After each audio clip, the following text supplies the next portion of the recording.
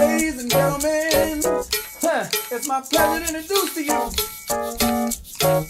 He's a friend of mine. Vi har lavet iagttagelses- og forestillingsøvelser med tegninger, hvor herover har vi forestillet os, brugt vores fantasi og vores hukommelse af nogle modeller, som vi kender, som vi skulle tegne ud fra, hvordan vi husker personerne ser ud. Og så skulle vi så tegne dem, hvor vi havde mulighed for at kigge på dem imens, som herover, og bruge vores iagttagelsesevner i stedet for vores forestillingsevner og fantasi og hukommelse. Og man kan se, at der er tydelige forskelle på tegningerne.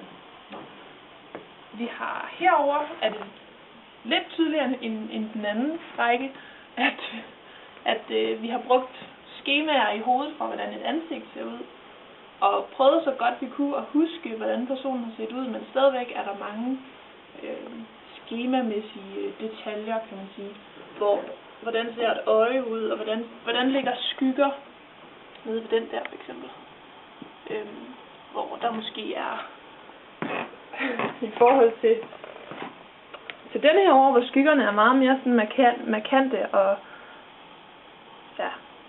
og måske mere naturlige, end de er herovre. En didaktisk tilgang til den her øvelse er det super fint at bruge den med børn, fordi at børnene måske kan blive opmærksomme på, hvad der er for nogle ting, der er i spil, når man tegner, og hvad det er, man skal kigge efter. Og når de får lov til at tegne, forestille sig, hvad de tegner, og så sammenligne det bagefter med noget, de har iagttaget, så vil der ofte være en kæmpe stor forskel, hvor børn måske kan blive bevidst omkring den her forskel og de her ting, der er i spil. Blandt andet det med skemaer, man bruger et skema til at tegne et træ for eksempel, eller hvad som helst andet.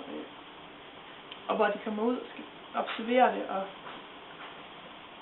at der så er en stor forskel. Det gør så at udfordre deres skemaer, så de kan måske krakelere en lille smule, og så måske blive bygget op på en ny måde. Vi har tegnet krokitegninger, og her er nogle af resultaterne liggende her på gulvet. Det er forskellige øvelser, vi har lavet, hvor vi fik alt fra et halvt minut til 5 minutter til at tegne et menneske. Det var, hvor flere der stod i model i forskellige positurer. Det handlede om at ikke løfte blyanten fra papiret, og det handlede om at fange energien i mennesket. Det handlede om at fange bevægelsen i mennesket. Øvelsen handler ligeledes om at træne ens øje i at indfange det, man ser ned på papir. Her bliver man udfordret på, at tingene ikke skal være pæne. Der er ikke tid til at sidde og nusse om små ting. Det er vigtigt at få det hele med på en gang. Det handler om, at man skaber noget, der er dynamisk i stedet for statisk. Det er også vigtigt her, at man ser på personen, hvor at der er muskelspændinger, ser på, hvor det trækker personen, og hvor det personen falder sammen, for netop at kunne være med til at gengive formerne. Man kan også opnå en frihed i ens tegning, hvis man ændrer tegnegrebet. Så bliver man ikke så fastlåst i, at det skal være så fint til hele. Man kan ændre grebet til at tegne sådan her i stedet. I stedet for at holde sig fast med.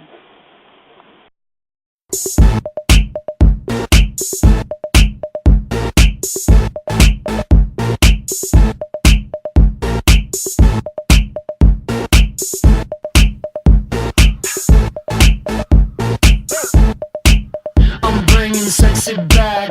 Yeah. The mother boys don't know how to. Ved de her 2 figurer har vi arbejdet med blindmodellering. Og ved blindmodellering arbejder man lidt på samme måde, som man gør ved erindringsskildring i tegning. Det handler om at føle sig frem, og det handler om at bruge de skemaer, som man har etableret ens forforståelse for, hvordan et menneskekrop ser ud. Ved ler er der så forskellige udfordringer. Man kan se, de 2 lerfigurer her er meget forskellige. Den her har modelleren været meget optaget af, hvordan man får figuren til at stå, og man har været meget opmærksom på lerets tyngdepunkt, og det hæmmer måske figurens udtryk. Hvor den her er mere, har man måske arbejdet lidt mere frit med leret, og så måske ikke overvejet, hvordan man får en lerfigur til at stå.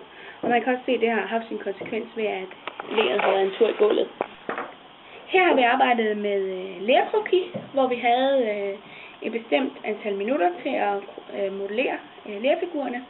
Og det handler meget om at indfange bevægelsen og kroppens funktioner. Ja.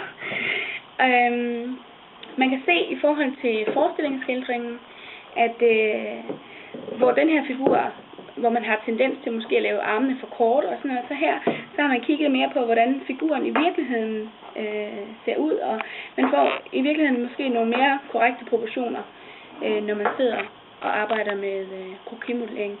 Selvom man ikke har så lang tid. Man kan også sige, at detaljerne er ikke med, men man har måske man forsøger at indfange proportionerne og den måde, figuren sidder på. I vores lertableau, der har vi haft et fælles overordnet tema på hele holdet, og under det tema, der havde vi et emne, og i vores opgave handlede alle vores figurer om Gay Parade. I arbejdet med vores lertableau-figurer, der er det også en form for iagttagelsesskildring, vi lavede. Mange af os, vi brugte billeder til at understøtte vores figurs kropsproportioner og holdninger og sådan. Og i den her form for arbejde med ler, der gik vi meget mere ned i detaljen. Man kan se, at både i bemalingen og også i udformningen af figuren, at der er flere detaljer med, og ja, man arbejder mere med det fulde æstetiske udtryk.